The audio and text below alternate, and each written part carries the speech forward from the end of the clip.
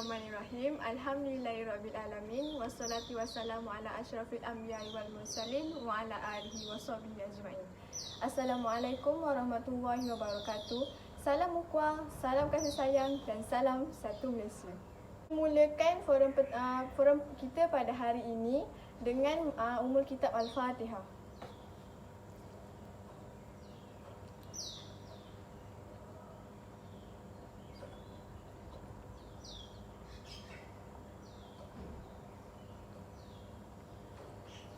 Amin amin ya rabbal alamin. Warga hadirin sekalian, bersyukur kita kehadirat Allah Subhanahu Wa Taala kerana dengan izin dan limpah kurnianya dapat kita bertemu lagi dalam gelanggang forum pada petang yang berbahagia ini. Hadirin yang dirahmati Allah, sebelum saya memperkenalkan ketiga-tiga ahli panel kita pada hari ini, izinkan saya mengulas sedikit tentang tajuk yang akan saya bahaskan pada hari ini, iaitu cabaran akidah semasa. Pengertian akidah dari segi bahasa ialah akidah merupakan satu perkataan yang berasal dari bahasa Arab. Makna literalnya merujuk kepada simpulan kemas atau ikatan Makna literalnya merujuk kepada ikatan kemas atau simpulan mati yang melambangkan ada unsur-unsur makna semacam kekuatan dan keyakinan. Manakala dari segi istilah pula, apabila akidah diangkat menjadi istilah khusus atau teknikal, maka ia secara umumnya merujuk kepada kepercayaan dan keyakinan yang cukup pasti terhadap sesuatu tanpa sebarang syak atau keraguan.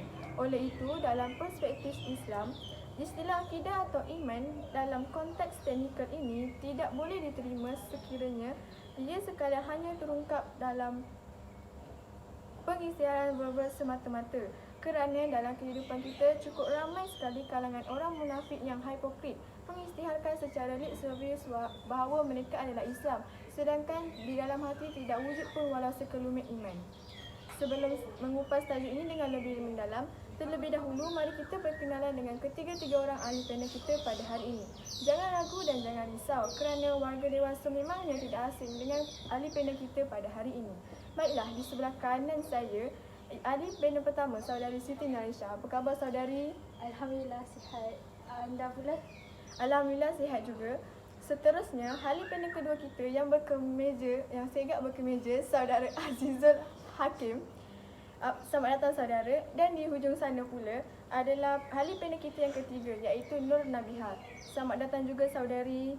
Sebelum saya menyimpan dengan lebih jauh, soalan saya pada panel pertama, apakah ciri-ciri akidah yang benar dan contohnya? Terima kasih pengerusi yang cantik molek pekertinya membawa rasional persoalan.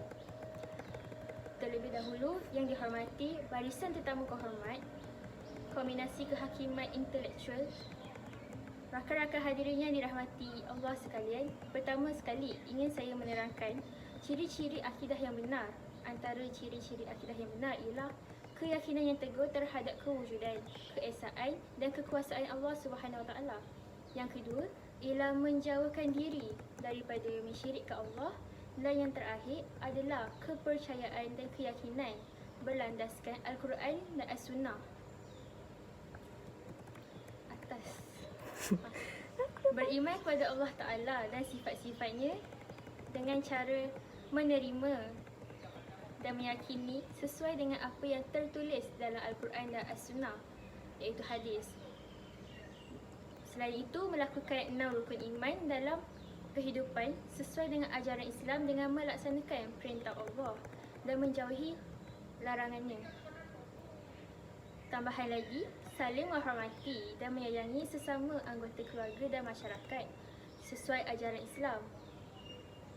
Mahu melakukan beberapa kegiatan bersama sesuai ajaran Islam. Misalnya, melakukan solat berjemaah, tidak menerima fatwa kecuali berdasarkan Al-Quran dan As-Sunnah Rasulullah SAW yang sabit, iaitu pokok. Batil, yang seterusnya ialah akidah yang batil. Sebelum tu, batil bererti sesuatu perbuatan atau ibadat yang tidak diterima Allah dan tidak diperakui sebagai suatu ibadat yang sah di sisi hukum syarak. Akidah yang batil bererti sesuatu iktikad atau kepercayaan yang bercanggah dengan nas syariah dari Al-Quran dan As-Sunnah. Dengan erti kata lain, akidah yang batil adalah suatu akidah yang terkeluar dari iktikad Ahli Sunnah wal Jamaah, seperti iktikad Mu'tazilah, Jabariyah, Qadariyah dan lain-lainnya.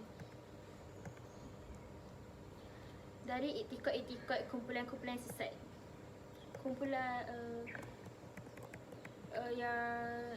Saya akan terangkan tentang Mu'tazilah. Mu'tazilah ia dikenali di kalangan orang ramai dengan panggilan Mu'tazili, iaitu orang yang tergelincir. Ini ialah kerana Wasil bin Atta telah tergelincir dari fahaman gurunya, iaitu Hasan Basri, yang merupakan seorang tabi'in yang bermazhab Ahli Sunnah wal Jamaah yang mengajar di negeri Basrah. Pada suatu ketika, pengajaran Hasan Basri sampai kepada satu masalah mengenai seorang Islam yang mengerjakan dosa besar. Hasan Basri menerangkan dengan alasan-alasan yang kuat bahawa orang itu termasuk golongan yang berbuat maksiat, tetapi dia masih mukmin lagi selama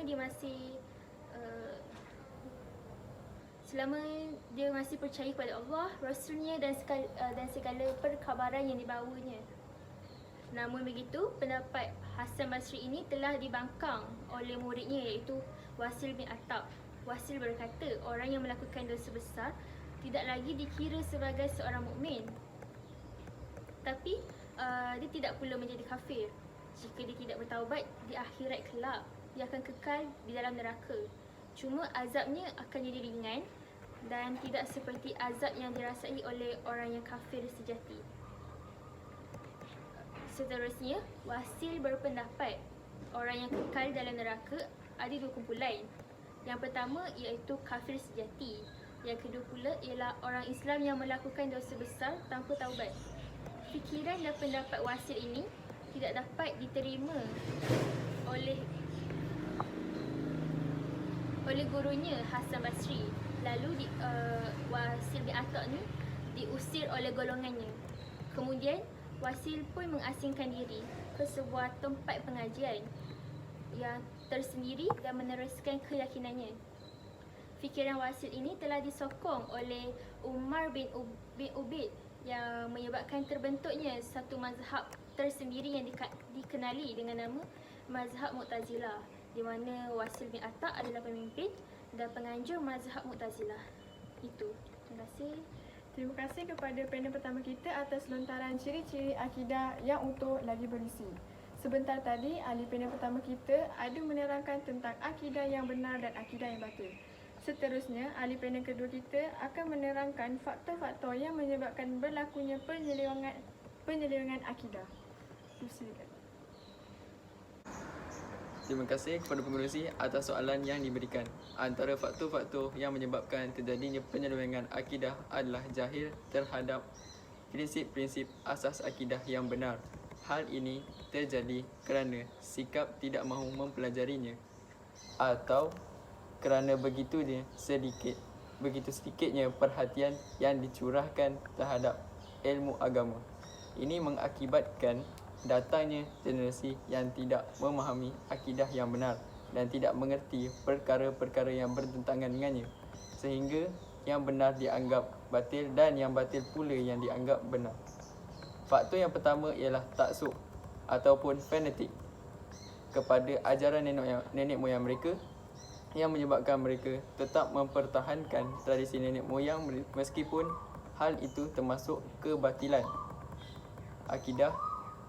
Yang lebih menyedihkan lagi adalah mereka sanggup meninggalkan semua ajaran yang telah dipelajari oleh mereka.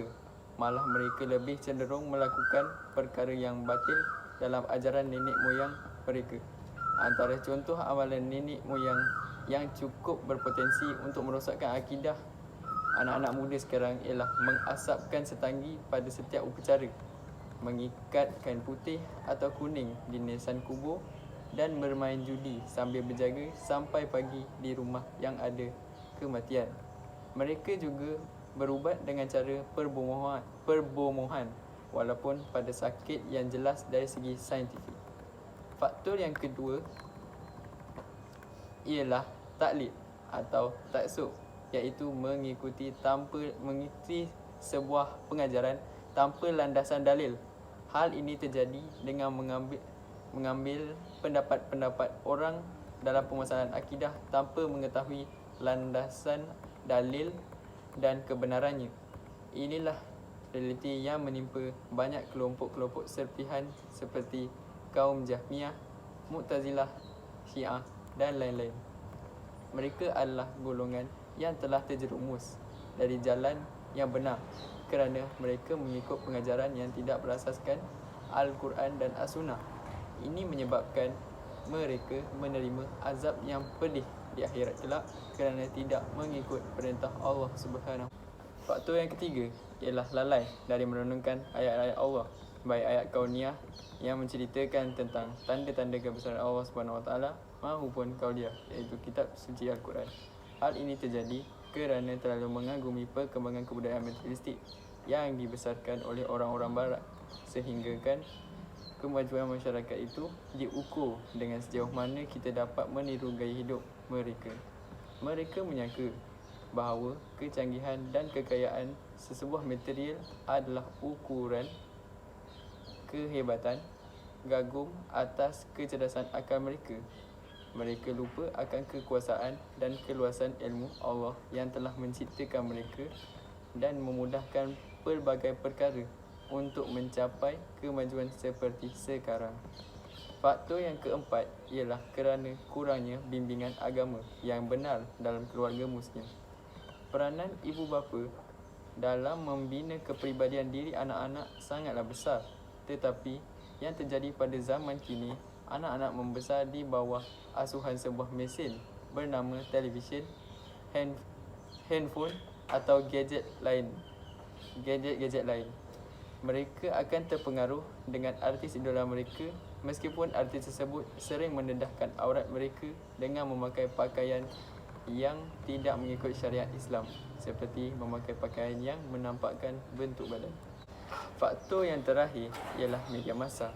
Media massa pada zaman kini lebih kepada menalaikan berbanding memperoleh pengetahuan tentang isu-isu semasa. Sebahagian besar siaran dan acara yang ditampilkan tidak memperlihatkan kepada penonton ataupun pembaca tentang ajaran agama Islam. Hal ini akan menimbulkan perubahan dalam masyarakat serta menjadi punca-punca wujudnya perosak dan penghancur generasi umat Islam pada masa akan datang. Saudara Azizul, atas hujah yang telah anda sampaikan sebentar tadi.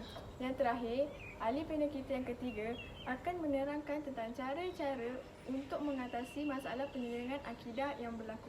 Silakan. Bismillahirrahmanirrahim. Terlebih dahulu, terima kasih kerana telah menjemput saya untuk berbicara dalam majlis forum ini. Di antara cara penyelesaian yang boleh diketengahkan adalah yang pertamanya, kembali kepada Al-Quran dan As-Sunnah. Kita perlulah sentiasa merujuk kepada Al-Quran dan As-Sunnah dalam apa-apa perkara yang berlaku. Segala ketidaksefahaman yang berlaku dalam masyarakat perlu dibincang berpandukan Al-Quran dan As-Sunnah agar tidak menyimpang jauh dari apa yang telah Allah tetapkan. Cara yang kedua ialah mengadakan peruntukan undang-undang yang mencukupi untuk memendung dan menghalang ajaran-ajaran yang sesat. Pihak yang berkuasa perlulah melakukan tugas mereka dengan menyiasat dan menangkap orang yang melakukan ajaran sesat, seperti mana penangkapan satu organisasi yang agak besar yang boleh dikatakan ajaran sesat yang boleh dikatakan agak besar di Malaysia, iaitu ajaran langit oleh Ayah Pin di Kedah. Seterusnya ialah melahirkan para pendakwah dan guru-guru agama yang benar-benar peka di dalam persoalan penyelewengan akidah, khasnya dan penyelewengan daripada ajaran Islam, serta melatih mereka dengan cara-cara mengatasi masalah-masalah ini. Guru di sekolah perlulah mengajar anak murid tentang akibat mengikuti ajaran sesat agar mereka takut untuk melakukan ajaran sesat. Yang keempat ialah memperkenalkan Islam yang merangkumi segala aspek kehidupan manusia di samping mempraktikannya. Memberi ajaran agama Islam yang mencukupi dan tahan lasak di dalam menghadapi segala bentuk ancaman yang mungkin menggugat akidah mereka. Seterusnya ialah menghapuskan segala bentuk maksiat dan kemungkaran atau sekurang-kurangnya cuba dan berusaha mengurangkan secepat mungkin. Bukan dengan memperbanyakkan pula tempat-tempat maksiat dan membiarkan kemungkaran terus bermerajalela. Selain itu, orang Islam perlulah mempergunakan media massa seluas-luasnya dalam usaha pengajaran Islam yang benar-benar bersih dan tulen kepada masyarakat. Kita juga perlulah sentiasa berusaha mengenal pasti penyelewengan akidah yang berlaku di dalam masyarakat. Kemudian bertindak dengan secepat mungkin sebelum ianya berakar umbi. Kita perlulah juga sentiasa meminta pertolongan dan menaruh pengharapan kepada Allah Subhanahu Wa Taala sebagai penolong dan pembela dalam usaha membasmi penyelewengan akidah dan ajaran-ajaran sesat. Itu saja cara-cara mengatasi penyelewengan akidah daripada saya. Terima kasih saudara Nabiha. Baiklah, sebelum kita menamatkan forum kita pada petang ini, saya akan membuka sesi soal jawab kepada para hadirin yang ada pada hari ini. Ya, saya bertanya, remaja sekarang tak sok pakai media sosial sehingga mengabaikan kewajipan agama. Apakah peranan yang perlu dilakukan oleh ibu bapa untuk menangani masalah tersebut? Saudari yang bertanyakan tentang soalan itu, pada pendapat saya, peranan ibu bapa sangat penting untuk membentuk anak-anak yang mempunyai budi pekerti yang baik. Kerana pada zaman yang penuh dengan pancaroba ini, anak-anak perlu melalui pelbagai cabaran yang akan mempengaruhi sama ada dalam keadaan baik ataupun buruk.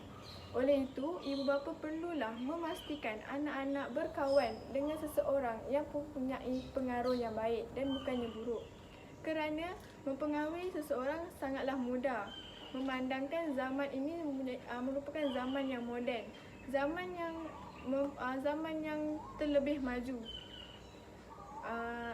Ibu bapa perlu memastikan anak-anak pulang ke rumah sebelum lewat malam, sama ada lelaki ataupun perempuan.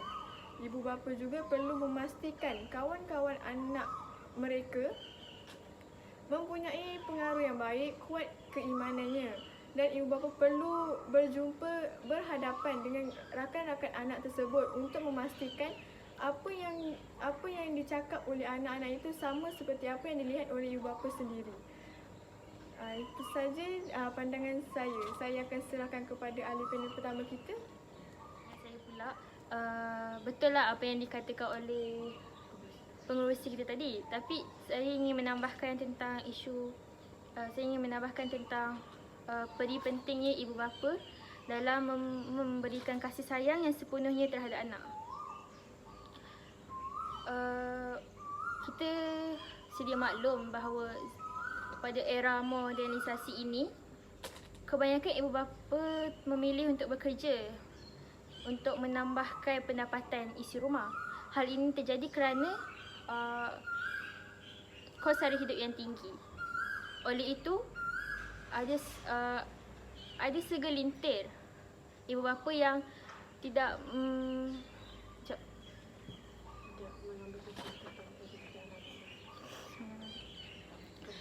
Oleh itu, ada segelintir ibu bapa yang meletakkan sepenuhnya penjagaan anak mereka kepada ibu bapa mereka, ataupun mungkin menghantar anak mereka di taska asuhan. Itu untuk yang masih kecil. Untuk yang remaja pula, ada juga ibu bapa yang memberikan kasih sayang mereka dengan harta benda. Contohnya, memenuhi segala permintaan anak mereka dalam bentuk wang ringgit ataupun harta benda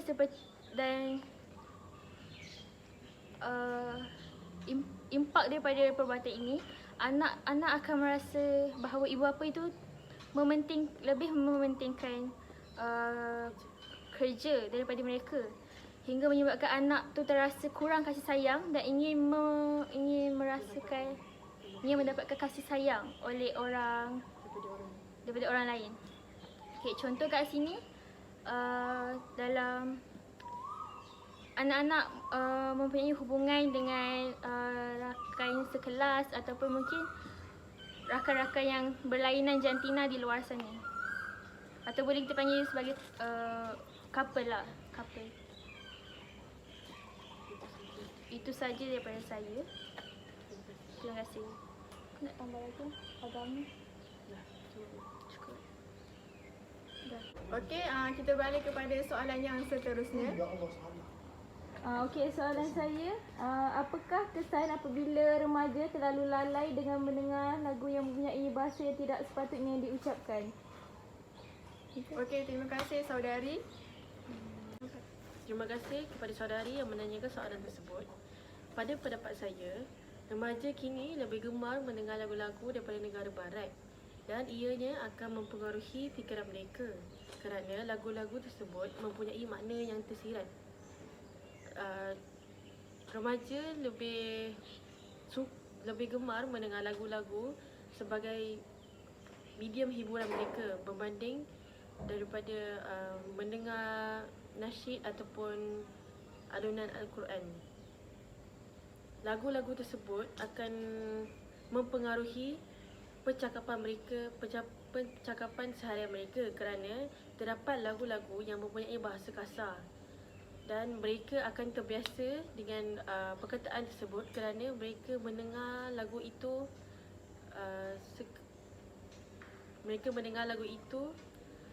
sekurang-kurangnya sehari sekali, dan mereka akan menganggap itu adalah benda biasa yang boleh diucapkan oleh semua orang tanpa mengetahui hukum sebenar mengucapkan perkataan yang mempunyai maksud-maksud yang tidak baik.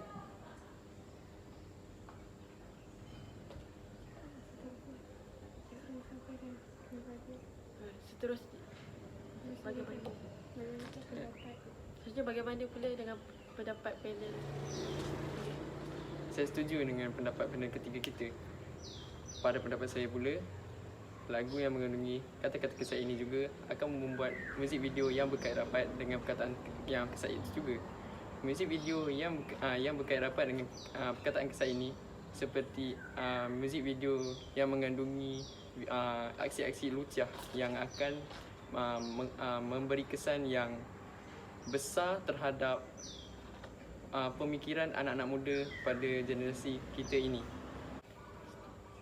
Pemikiran yang kotor akan menyebabkan akidah anak-anak muda kita pada zaman sekarang akan runtuh dan rosak, yang membuatkan kehidupan mereka tidak terurus dan menyebabkan rosaknya iman dalam hidup mereka.